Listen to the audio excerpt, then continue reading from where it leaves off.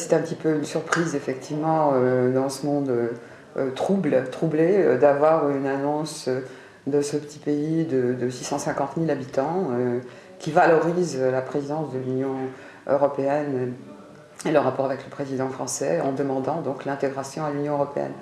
Les relations sont peu importantes. Le Monténégro est un pays qui est indépendant depuis peu, qui était dans une fédération Monténégro-Serbie jusqu'en 2007. Et peut-être le Monténégro est surtout connu des Français d'un point de vue touristique. Il y a aussi quelques industries minières.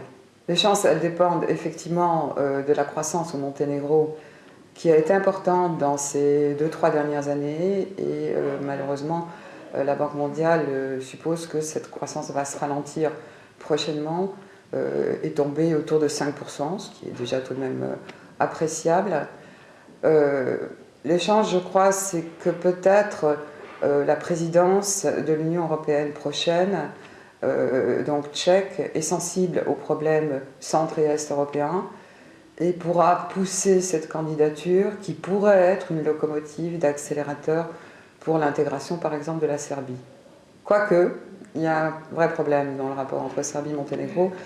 La séparation s'est faite en douceur. L'indépendance du Monténégro n'a pas suscité de réaction brutale de Belgrade, mais le pire pour Belgrade, c'est que le Monténégro a reconnu l'indépendance du Kosovo proclamée en février 2008, à la différence par exemple d'un pays des Balkans comme la Roumanie qui n'a toujours pas reconnu cette indépendance du Kosovo. Donc le problème est, est-ce que le Monténégro sera une locomotive pour l'intégration serbe, ou est-ce que la reconnaissance de l'indépendance du Kosovo par le Monténégro sera un point de discorde et de colère du côté de Belgrade. Pour les Balkans, non. Je crois que la dynamique qui s'installe, qui a été d'abord une intégration, donc on a déjà quand même des grands pays des Balkans qui sont membres de l'Union européenne, comme la Grèce, qui est pourtant en situation de violence sociale au point actuel, la Bulgarie et la Roumanie, qui sont des pays tranquille encore, largement corrompu, entré dans l'UE en janvier 2007, des candidatures qui sont celles de la Croatie, celles de la Macédoine.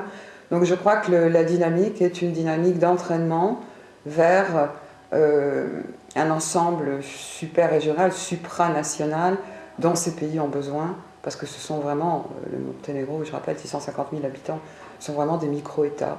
Et donc le facteur intégration est un facteur positif.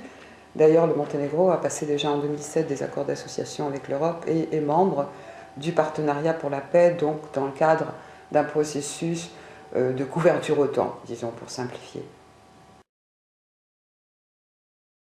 La question de la corruption est une question qui se pose très fortement pour l'ensemble des pays des Balkans. Cette question de la corruption a valu un report des fonds structurels européens à la Bulgarie. Cette question va être traitée pour la Bulgarie et la Roumanie en février prochain, puisque ces pays sont suivis tous les 6 mois pour faire un bilan de l'assainissement des systèmes administratifs, financiers, des systèmes de la justice. Je crois que malheureusement, ce n'est plus un critère de oui ou non condition d'acceptabilité. On a un facteur parfois qui va jusqu'au crime organisé en Bulgarie via la corruption, et tout cet ensemble a été complètement déstabilisé après 1991-92 avec les guerres des Balkans, avec les contrôles étrangers, la présence d'ONG qui fait circuler de l'argent et avec les habitudes antérieures du régime communiste et de l'économie parallèle ou les réseaux parallèles. Donc ce n'est pas un critère malheureusement disqualifiant.